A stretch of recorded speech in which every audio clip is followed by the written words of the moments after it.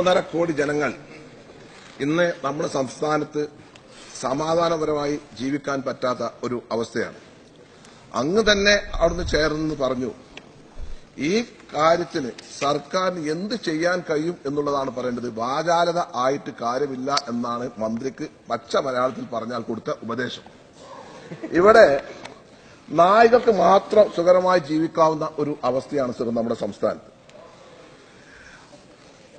ഇന്ത്യയുടെ പ്രധാനമന്ത്രി Narendra Modi God's own country എന്ന് പറഞ്ഞു. കാരണം എന്താ വെച്ചാൽ മുമ്പിലും ബാക്കിലും പോലീസും SP ഒക്കെ ആയതുകൊണ്ട് അദ്ദേഹത്തിന് അതിനെപ്പറ്റി അറിയില്ലായിരുന്നു. അല്ലെങ്കിൽ അദ്ദേഹം ബ്ലോക്സ് ഓൺ കൺട്രി എന്ന് പറഞ്ഞിരുന്നു. അത് പറയാതെ പോയത് അതുകൊണ്ടാണ്. സർ, 1 ലക്ഷത്തോളം ആളുകൾക്ക് നായക് അടിച്ചത് സർ 3 ലക്ഷം ആളുകളെയാണ്. അതിന് സിറ്റിസൺ കമ്മീഷന്റെ അടുത്ത് വന്നത് 20 പേര് മാത്രമാണ്. എന്താണ് സർ നമ്മുടെ സ്ഥിതി? തെരുവുനായ വിഷയത്തിൽ ഒരു വിഭാഗം തെരുവുനായെ ഉന്മൂലനം ചെയ്യണം, കൊല്ലണം. ഞാൻ ആ വിഭാഗത്തിൽപ്പെട്ടവരാണ്. വേറെ വിഭാഗം അതല്ല, വന്ധീകരണം നടത്തണം. വേറെ കൂട്ടര് വിഷബാധ പ്രതിരോധിക്കണം എന്നുള്ള ഇതാണ്. സർ, മൃഗങ്ങളുടെ അവകാശങ്ങൾ ഉയർത്തുന്നതോടൊപ്പം തന്നെ മനുഷ്യരുടെ അവകാശങ്ങൾ ഉയർത്താൻ മനുഷ്യനിർമ്മിതമായ ഒരു നിയമനിർമ്മാണ സഭ ഇവിടെയുണ്ട്, പാർലമെന്റിലുണ്ട്. അവിടെയൊന്നും ഈ നിയമനിർമ്മാണം ഉണ്ടാക്കുമ്പോൾ നമ്മുടെയൊക്കെ ജനപ്രതിനിധികൾക്ക് പറ്റിയ ഒരു പാളിച്ചയുടെ ഒരു ദുരിതമാണ് ഇന്ന് നമ്മളെല്ലാവരും അനുഭവിച്ചുകൊണ്ടിരിക്കുന്നത്.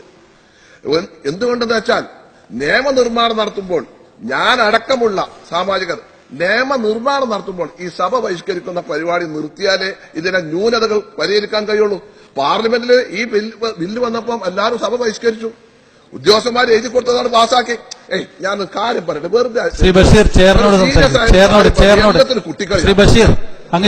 സംസാരിക്കൂ. സർ, ഈ കാര്യത്തിൽ ഞാൻ പറയുന്നത് സർ, ഇങ്ങനെ നിയമം ഉണ്ടാക്കി ഇവിടെ ഒരു നിയമം ഉണ്ടാക്കി. എങ്ങനെ? Cruelty against animals act. ആ നിയമം ഉണ്ടാക്കിയിട്ടുണ്ട്. ഇവിടെ മന്ത്രി പറഞ്ഞു നിയമത്തിന് ബുദ്ധിമുട്ട്. നിയമത്തിന് ബുദ്ധിമുട്ടില്ല. ആക്ടിലെ 9F 11(3)B വകുപ്പ് പ്രകാരം ഡേഞ്ചറസ് ആയിട്ടുള്ള തെരുവ് നായ്ക്കളെ വേദനിപ്പിക്കാതെ കൊല്ലാം.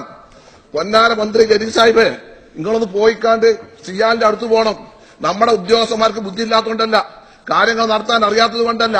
സിയാലിന്റെ അവിടെ പോയാൽ ഏതെങ്കിലും ഒരു പട്ടിനെ, ഒരു നായ്ക്കളെ നമ്മൾ കാണുമോ? കാണൂല. എന്താ?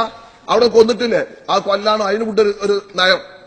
അതുകൊണ്ട് ആലോചിച്ച് നോക്കി, നിങ്ങൾ ആ സിയാലിന്റെ പരിസരത്ത് എവിടെയെങ്കിലും പോയാല് ആ എയർപോർട്ട്, സിയാൽ എയർപോർട്ട്, അതായത് നെടുമ്പാശ്ശേരി വിമാനത്താവളത്തിന്റെ പരിസരത്ത് എവിടെയും നിങ്ങൾ തെരുവ് നായ്ക്കളെ കാണൂല. അതിനുകൊണ്ട് ബുദ്ധി. നായ്ക്കളെ കൊല്ലണേയും പറ്റും. ഇതെങ്ങനെ കെട്ടി ആഘോഷിക്കേണ്ട ആവശ്യമൊന്നുമില്ല. അഥവാ ആർക്കെങ്കിലും ആണെങ്കിൽ രാത്രി എവിടെയെങ്കിലും കുറച്ച് ഇറച്ചി കഷ്ടം ഇട്ട് കോഴി കഷ്ടം ഇട്ട് അതിലെന്തെങ്കിലും വെച്ചാൽ തന്നാലെ കുന്നുകാണാൻ ചത്തോളൂ. അത് വണ്ടിക്കാട് പിറ്റേന്ന് രാവിലെ പറയുന്നത് ചെയ്താൽ പോരെ? അങ്ങനെ ചെയ്താൽ പോരെ? ഞാൻ നിങ്ങൾ ആര് പറഞ്ഞില്ല, ഞാൻ അതൊരു സീരിയസ് മാറ്ററാ. വെറുതെ അങ്ങനെ വിടാൻ പറ്റൂല. ഇത് സർ ഇങ്ങനെ ചെയ്തൂടെ? നമുക്ക് എത്ര ആൾക്കാർക്ക് സർ, ഞാൻ കേൾക്കട്ടെ, മക്കളെ കുട്ടികളെ എങ്ങനെയെങ്കിലും സർ നമുക്ക് വീട്ടിൽ നിന്ന് പുറത്തേക്ക് ഇറക്കാൻ സാധിക്കുന്നുണ്ടോ? കുട്ടികളെ സ്കൂളിൽ അയക്കുന്ന രക്ഷിതാക്കൾക്ക് മനസമാധാനമുണ്ടോ? എത്ര കുട്ടികളാണ് സർ കടിച്ചത്? ഈ നായ കടിക്കുമ്പോൾ തന്നെ സർ ആദ്യം മുഖത്തെ കടിക്കുള്ളൂ. അത് ഏറ്റവും സോഫ്റ്റായ അത് നോക്കിയിട്ട് കടിക്കുള്ളൂ. പിന്നെ നിങ്ങൾ ഈ വന്ധീകരണം നടത്തണം എന്നറിയുന്നുണ്ട്. എന്തെങ്കിലും മതി വന്ധീകരണം നടത്താൻ വേണ്ടി ആദ്യം അതിന്റെ തൊള്ളക്ക് പൂട്ടിടാൻ പറ്റുമോ നോക്കണം. അത് കടിക്കുന്നത് വായോണ്ടാ, അല്ലാതെ വേറെ കൊണ്ടല്ല. അവിടെയൊക്കെ മനസ്സിലാക്കണ്ട്. ഞാൻ ചോദിക്കട്ടെ, ഓളിന്റെ അവിടെ ഒരു പെണ്ണ്, എന്താണ് വിചാരം ആ മനേകാ ഗാന്ധിന്റെ? അത് നിൽക്കും, ഞാൻ പറയണ കേൾവി സാറേ. ഞാൻ ഓള് എന്ന് പറഞ്ഞാല് ഞങ്ങളുടെ നാട്ടിൽ പെണ്ണ് എന്നുള്ള അർത്ഥം, സ്ത്രീ എന്നുള്ള അർത്ഥം. അത് ബഹുമാനപ്പെട്ട സ്പീക്കർക്കും അറിയാം. ഞാൻ പറയട്ടെ, ആയിക്കോട്ടെ സാറ് ഇതിന് കേടില്ല ഒക്കെ മാറ്റിക്കണ്ട് ബാക്കിയുള്ള വെച്ചാൽ മതി. സാർ, ഞാൻ പറയണത് ഇത് എന്താ പ്രശ്നം വെച്ചാൽ, ശ്രീ മനേകാ ഗാന്ധി നമ്മളെ മുഖ്യമന്ത്രിനെ നിയന്ത്രിക്കാൻ അവരാരാ? ശ്രീമതിയൊക്കെ അത് പോയി കുറെ കായി. സർ, ഈ ഇതില് സർ ഞാൻ ആലോചിക്കും, നമ്മളെ മുഖ്യമന്ത്രിനെ, നമ്മളെ DGP-നെ സർ, ഈ സ്ത്രീക്ക്, ഈ മനേകാ ഗാന്ധിക്ക് ആ വകുപ്പില്ല. നമ്മളെ DGP ലോക്നാഥ് ബെഹ്റയെ വിളിച്ചിട്ട് BJP-ന്റെ സമ്മേളനത്തെ വിളിച്ചിട്ട് ഇവർ സാഹസിക്കുക. എന്നിട്ട് അത് പത്രക്കാർ ഫോട്ടോത്തിൽ കൊടുക്കുക. ഇന്നത്തെ സ്റ്റേറ്റ്മെന്റ് ഉണ്ട് സർ, മനേകാഗാന്ധി നായ്ക്കളെ കൊന്നാൽ കാപ്പ ചുമത്തണം. കേട്ടോ സർ, അതിന്റെ കൂട്ടത്തിൽ എന്താ പറഞ്ഞത് അറിയോ? ഇതിന് DGP നടപടിക്കണം. ഇക്കാര്യത്തിൽ മുഖ്യമന്ത്രി പിണറായി വിജയൻ മൗനം വെടിയണം. മനേകാ ഗാന്ധി പറഞ്ഞ നമ്മളെ മുഖ്യമന്ത്രി പിണറായി വെടിയും. എന്താ കേൾക്കും? കാപ്പ ചുമത്തണം. ആരാ സർ പേര്? നമ്മളെ മുഖ്യമന്ത്രിയൊക്കെ നിയന്ത്രിക്കാൻ മാത്രം അവർ എത്തിക്കണോ? നിങ്ങളൊന്ന് ആലോചിച്ച് നോക്കി. അല്ല സാർ, നമ്മുടെ നമ്മളൊക്കെ അഭിമാനത്തിന് ഒരു ചെതേൽക്കുന്ന മാതിരിയല്ലേ സർ ഇവരെ അവിടുന്ന് പറയാം. പിന്നെ അവർക്കുള്ള വകുപ്പെന്താ? സ്ത്രീകളെയും കുട്ടികളും കാര്യം നോക്കാനാ, മൃഗങ്ങളെ കാര്യം നോക്കാൻ അവരോട് ആരും പറഞ്ഞിട്ടില്ല. അല്ല അത് അവരോട് നോക്കണ്. അതിപ്പോ ഞാൻ പറയുന്നില്ല, അത് പറഞ്ഞപ്പോ ഞാനിപ്പോ ഞങ്ങൾക്ക് ആർക്കൊക്കെ പറ്റാത്തതുകൊണ്ട് ഞാൻ അതിന്റെ മറ്റു ഭാഗത്തേക്കാണ് പോകുന്നില്ല. എല്ലാവർക്കും പത്രം വായിച്ചതാണല്ലോ, അറിയാലോ.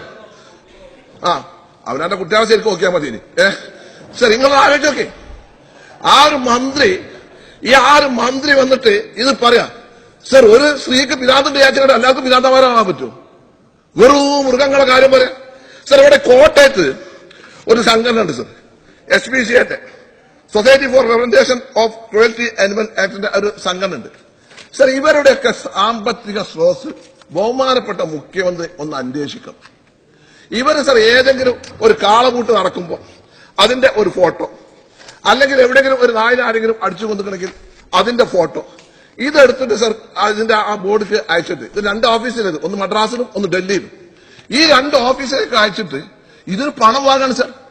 ഇന്നെടുക്കാൻ ഇവരിങ്ങനെ സൽക്കാരം നടത്തുകയാണ് സാർ. ഇവർ ആദ്യം ഇവർ സുപ്രീം കോടതിയിൽ വെച്ച സീനിയർ അഡ്വക്കേറ്റ് നാഗറാവുവിന് നമുക്കറിയാലോ, കേസെടുത്ത് അങ്ങേക്കൊക്കെ അറിയാലോ സർ, 1-1.5 ലക്ഷം രൂപ ഫീസാ, 2 ലക്ഷം 3 ലക്ഷം.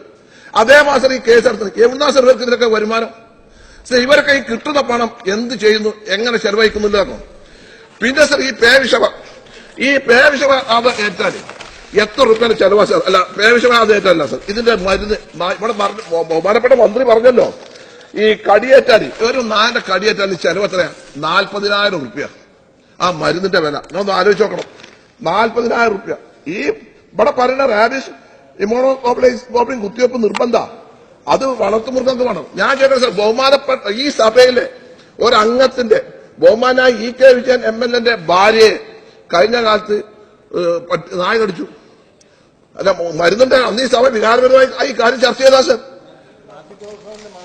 മാത്യു തോമസിന്റെ സാറിന്റെ മകളെ കടിച്ചു, മോളെ കടിച്ചു സർ. ഇപ്പൊക്കെ ഗൾഫിൽ നിന്ന് കുട്ടികള് ജൂൺ ജൂലൈയില് ഫാമിലി ആയിട്ട് വന്നാല് ഐറ്റങ്ങളൊക്കെ അവിടെ ഫ്ലാറ്റിലാണ് താമസിക്കുന്നത്.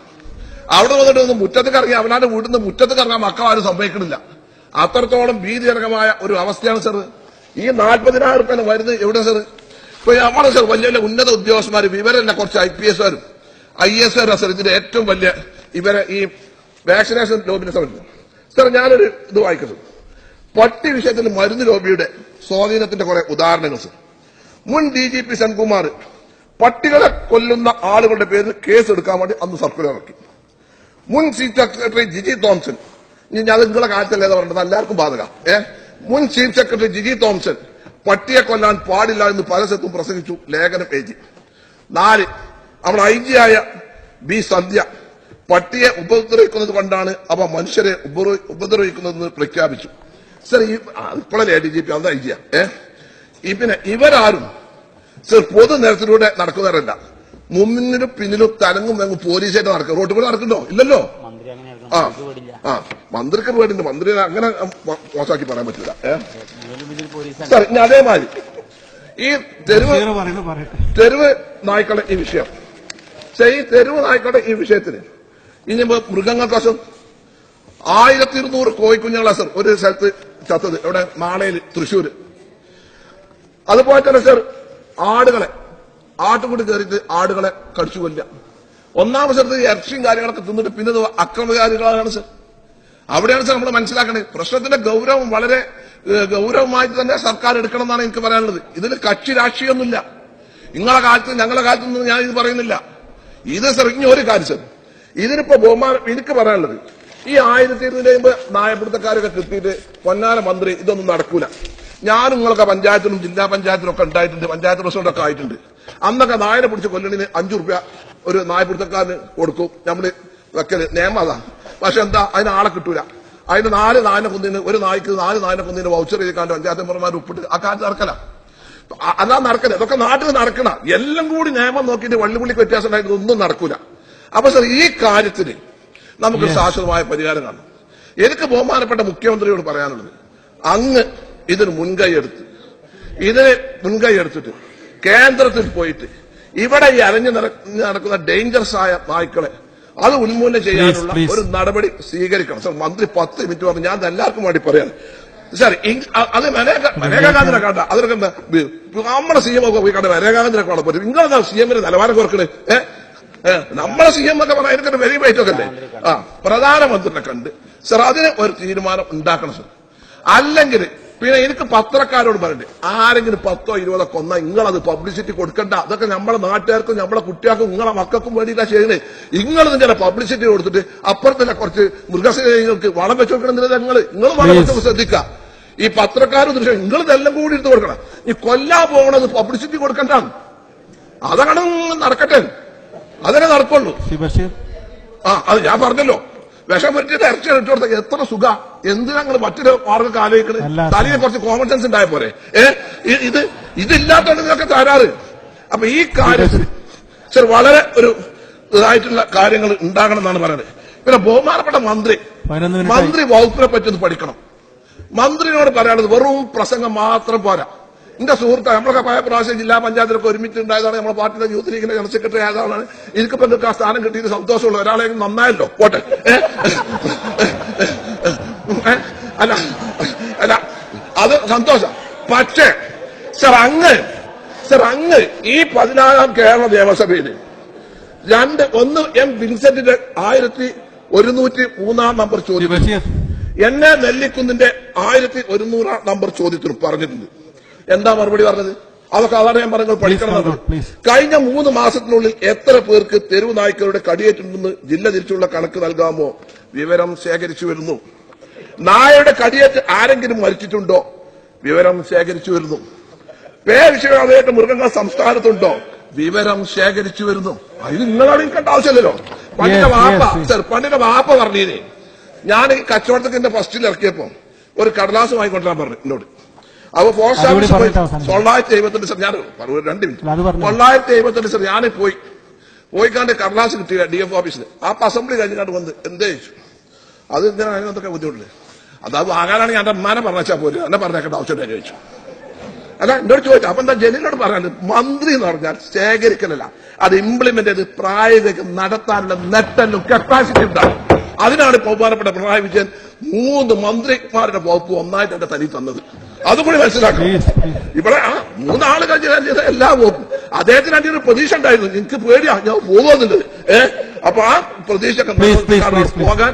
അതുകൊണ്ട് സർ ഈ വിഷയം വളരെ ഗൗരവമായി നമ്മുടെ സംസ്ഥാനത്ത് സർ വളരെ അധികം ആളുകൾക്ക് പ്രയാസങ്ങളും വിഷമങ്ങളും ഉണ്ടാക്കുന്നുണ്ട്. അതുകൊണ്ട് ഈ കാര്യത്തിൽ സർക്കാർ അടിയന്തരമായി നടപടി സ്വീകരിക്കണം. ഈ നടപടി സ്വീകരിക്കുന്നതോടൊപ്പം തന്നെ നമ്മുടെ കുട്ടികളുടെ ഭീതി മാറ്റാൻ എന്ത് നഷ്ടപരിഹാരം കൊടുത്തു? സാർ നഷ്ടപരിഹാരം കൊടുത്തിട്ടുള്ള കാര്യം ഇപ്പൊ 90 വയസ്സിന്റെ ആള് മരിച്ചു, 2 ലക്ഷം. ഇവിടെ കടിയേറ്റ ആൾക്കാർക്ക് 36,000 ആളുകൾക്ക് 3 ലക്ഷം രൂപ പ്രകാരം കൊടുക്കണമെങ്കിൽ 300 കോടി രൂപയാണ്. അങ്ങനെയാണെങ്കിൽ നമ്മളെ കിഫ്ബിയിലെ പൈസ മുഴുവൻ കൊടുക്കേണ്ടി വരും. അതാണ് നിങ്ങൾ ആലോചിക്കേണ്ടത്.